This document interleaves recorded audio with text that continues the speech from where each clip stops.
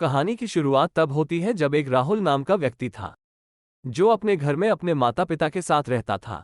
जब वो एक दिन अपने शहर में घूम रहा था तब उसे एक कुत्ता मिला जिसकी उम्र काफी कम थी और साथ ही वो काफी ज्यादा भूखा लग रहा था। तब राहुल को उस पर दया आ जाती है और वो उसको अपने घर ले जाता है, उसको खाना देता है, साथ ही उसके साथ खेलने भी लगता है।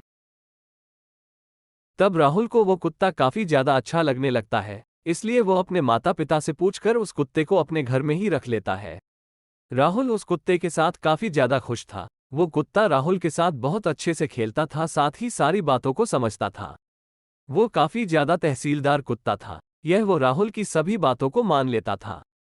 कुछ समय बाद राहुल उस कुत्ते को काफी कम महत्व देने लगा, जिसके कारण वो कुत्ता काफी ज्यादा दुखी था। और एक दिन शायद राहुल को लगा कि वो अब उस कुत्ते का ध्यान नहीं रख पाएगा, या फिर उस कुत्ते पर राहुल की रुचि खत्म होने लगी थी। इसलिए उस राहुल ने एक दिन जब वो कुत्ता सो रहा था तब उस कुत्ते को अचानक ही वो कुत्तों की दुकान में छोड़कर आ जाता है। कुछ समय बाद एक रवि नाम का व्यक्ति कुत्ते के दुकान में जाता है और उसी कुत्ते को खरीदता है जिसको राहुल ने छोड़ दिया था। रवि उस कुत्ते को घर ले आता है, साथ ही उसका काफी अच्छे से ध्यान भी रखने लगता है। कुछ समय बाद वह कुत्ता अपने नए मालिक के साथ काफी ज्यादा मिलजुल जाता है। अब कुत्ता काफी ज्यादा खुश रहने लगता है। लेकिन एक दिन जब रवि सो रहा था तब अचानक उसकी नींद खुल जाती है और वो पानी पीने के लिए अपने कमरे से बाहर निकलता है। तब वो देखता है कि उसका कुत्ता सोया नहीं है बल्कि रवि के कमरे को झांक रहा है। रवि को उस कुत्ते का ये स्वभाव काफी ज्यादा हैरान कर देता है, लेकिन वो पानी पीकर चुपचाप सो जाता है।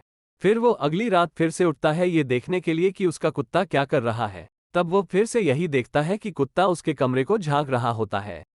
रवि अपने कुत्ते की इस स्वभाव के साथ काफी ज्यादा परेशान हो चुका था। उसका कुत्ता रात में सोता नहीं था बल्कि रवि के कमरे को हमेशा झांकता रहता था।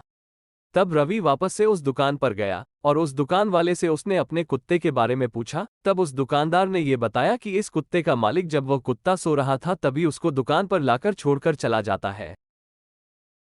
तब रवि को समझ आया कि इसलिए वो कुत्ता रवि के कमरे को हमेशा जागता रहता है कि कहीं पुरानी मालिक की तरह नया मालिक भी उसको अचानक छोड़कर ना चला जाए।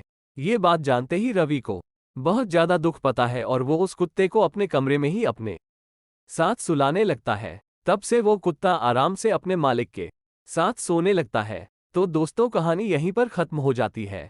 आपको ये कहानी कैसी लगी? एक बार आप लोगों को बतानी थी कि जानवरों के अंदर भी इमोशंस होते हैं। अब यार मुझे इमोशंस का हिंदी मतलब नहीं याद आ रहा था। तो दोस्तों, अगर आपके पास भी कुत्ता है या फिर कोई भी जानवर है तो उसका अच्छे तरीके से ध्यान रखिए और अंत तक उसको अपने साथ रखिए।